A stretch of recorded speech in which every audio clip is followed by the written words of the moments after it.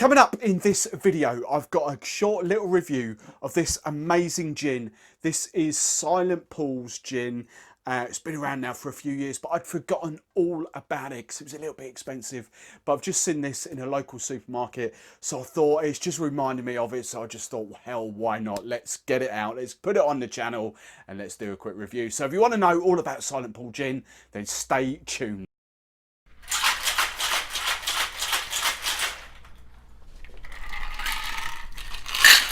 Hey drinks fans, Steve the Barman here, and I'm hoping these videos will help you drink, serve and enjoy better quality drinks. So if you like the sound of that, then I'd love it if you hit that subscribe button. And then if you don't want to miss any of my future videos, ring the bell as well, because then YouTube will notify you every time I set a new video live. Question of the video, as I've just mentioned, I've just found this in my local supermarket. So my question to you guys is, where do you buy your spirits from? Your gins, your whiskies, your rums, your wines, all that kind of stuff. Where do you buy them from? Do you get everything from your supermarket?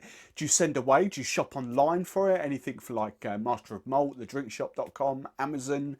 Do you use them? Or have you got a local off license as well? So in the comments below, I want to know where you get your spirits from. Right, let's get into this review of Silent Paul. As I've said, it's been around for a few years now.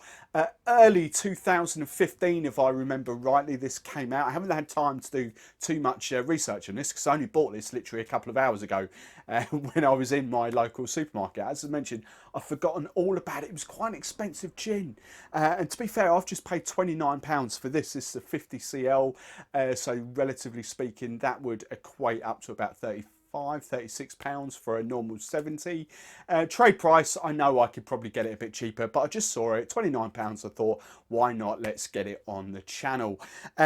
Now, this came about 2015, early 2015. Two friends, former ITV director Ian McCulloch, and a good friend of him, James Shelbourne, who is kind of a booze expert as well in this country. They kind of got together and they decided they wanted to, while all these gins are popping up all around the country, they wanted a piece of the action. So they decided they wanted to create their own gin. Now this is the end product.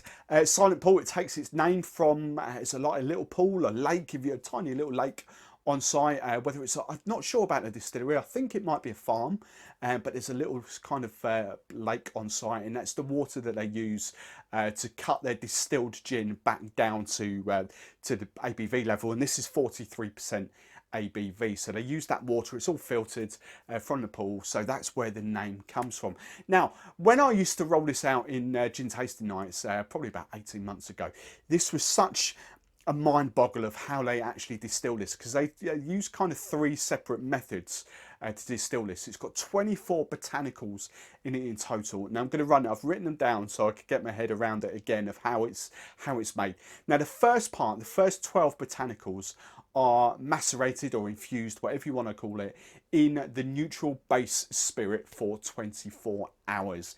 And then once that's all the flavours come out, they then throw that in the still. Okay, so the first 12 botanicals to go in there, we've obviously got juniper, and then the first lot of juniper goes in is from Bosnian juniper, and I'll mention that for a reason in a second. Then we've got coriander seeds, we've got angelica, and then I have to remember the rest. We've got bergamot, cardamom, cassia, cubeb berries, grains of paradise, licorice, bitter orange, orris, and then honey from the local farmer right next door. So they're the 12 botanicals that are kind of infused 24 hours before the put into the still, and the still's set on fire and all the collecting starts to distill. So that's the first part. Now those first 12 botanicals are a bit more robust. They can stand 24 hours being infused. The next kind of, I forget how many it is, I think it's 5. Yep, 5. The next 5 botanicals are slightly more delicate. So they are infused in a base spirit that was a lot higher in ABV, meaning that will take dramatically less time to take the flavours out of those botanicals. Maybe a couple of hours, maybe I'm not sure for definite how long it goes for, but a few hours, and that just extracts all the flavours out of that into a higher ABV base spirit. Now, as I mentioned, chamomile, elderflower, kaffir lime leaves, linden flowers and rose petals. So once all that's infused after a couple of hours, they then throw that into the still as well. The still's not set on fire yet, you know, there's no bubbling going on or anything like that. It's just, it's off, it's just, that's the two liquids that go in there. Now the third part of the distillation is another, I think it's another 12 botanicals. Some are doubling up here, and this is kind of a vapor infused method. All these botanicals will go into a basket halfway up the column, so once the still's started, it's boiling away, all the vapor that's going up the still will rise and go through this vapor basket. Now botanicals in this, we've got more juniper, but we've got Macedonian juniper this time, and then we've got angelica, we've got bitter orange, coriander seeds, grains of paradise, lavender, lime, orange, and then 2 types of pear, fresh and dried pear. So I say, there's nothing infused there, they're just going into this basket and that's collected. Now, distillation will go on for a few hours. They'll take the best part of the liquid that's collected, that's kind of condensed and collected. They'll take the best part of that. It will come out to about 70, 80. I think I might remember that. I think this is quite a high one actually. You might actually take it to 90% ABV, something like that. If I should have done the research, I'm really sorry. But I just wanted to get this out really quickly for you. So it goes off, but then it's the water from that pool, that little lake that they use to then dilute, if you like, bring this back down to 43% ABV. Now this is the first bottle, first time I've had this in well over a year or so, so I've completely forgotten what it tastes like. All I've done is taken the foil off. I haven't popped it or anything yet, so this is the first time I'm smelling this and tasting this in a hell of a long while. So we're just going to pop that. Oh, nice little glass popper there. Right. Or straight away off the nose. It's quite a floral gin coming off the nose. Kind of, I get a bit of pepper, lots of juniper coming at you. Can't quite pick out the floralness too much, but it's definitely kind of a floral. I don't want to say, I have sort of seen taste or notes on this that say lavender and things like that. I couldn't get out and out lavender, but it's definitely a really floral, but juniper and spicy gin on the nose.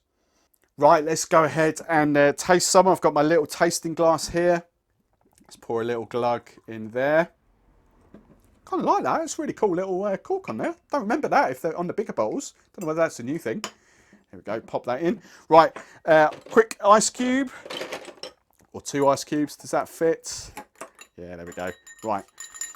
I always use a bit of ice cube just for a little bit of dilution and a bit of chill. I just like to take, bring it down a little bit. Right. Again, to open up. Oh. I tell you what, on the nose now, getting really big bursts of citrus coming off there. Maybe more lime than anything else. Yeah, juniper's still low. Right.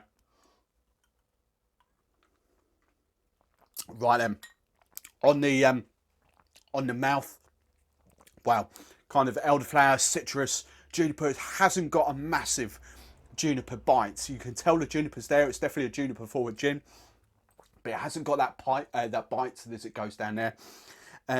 Actually, as it finishes, I'm kind of getting a bit of vanilla. The honey comes out a little bit more.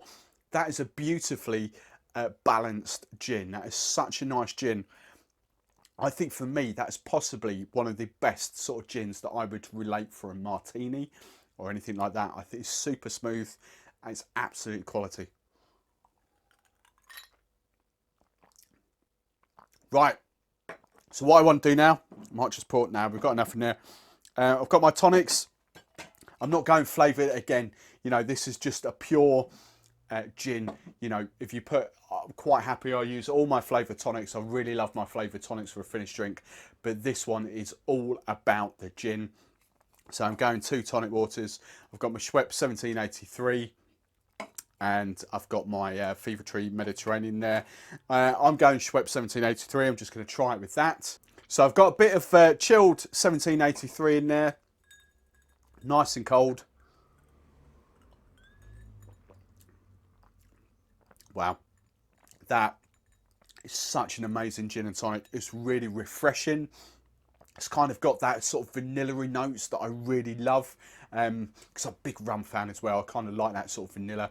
But the honey's there, The Juniper, as I say, the Juniper doesn't really come in, you know, if you're one of these people that really hates the bite of those big, heavy Juniper gins, your Tanquerays, your Sipsmiths, your Bombays, if you really don't like that sort of big Juniper Hit, then this is definitely a gin for you.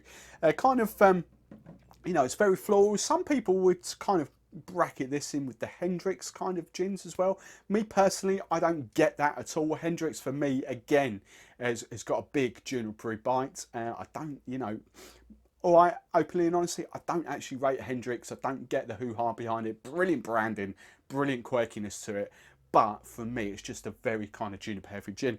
If you want a kind of floral gin, this is absolutely bang on the money. Now, it has been in Waitrose for quite a while now. As I say, it's about 40 odd quid in Waitrose in the UK, which means it's on Ocado and things like that as well. But I think this is a really great move from Silent Pool now. Smaller bottles, bringing the price down, £29. It's still quite expensive, you know, taken up to litre terms or bottle term. Litre is going to be about 58 quid. Well, obviously double 29, so 58 quid. And then making a 70 cl roughly about 35, 36 quid. So very expensive gin. But if you're looking for a really classy gin to add to your collection, this is definitely one for you. Wow, that's lovely. Might try Mediterranean tonic as well at the moment, but for me, that is just all about the gin. Plain sort of classic tonic water with that. Don't mess around. Absolute stunning. Wedge of orange maybe, or slice of orange, maybe a bit of mint in there as well to garnish. That'll just set that off a treat.